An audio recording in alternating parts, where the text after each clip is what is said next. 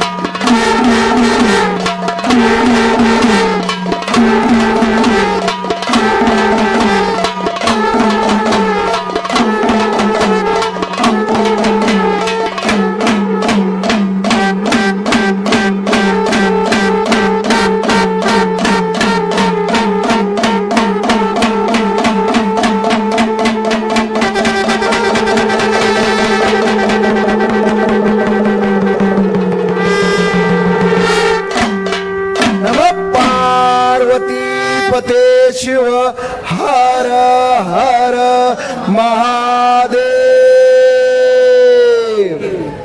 आपला विश्वविक्रम झालाय, आपण स्थानापन्न झाला तरी चालेल। एक ब्रह्मनाद घेऊन मग मी नार्वेकरजींना सांगेन की त्यांनी सूत्र घ्यावं हातात।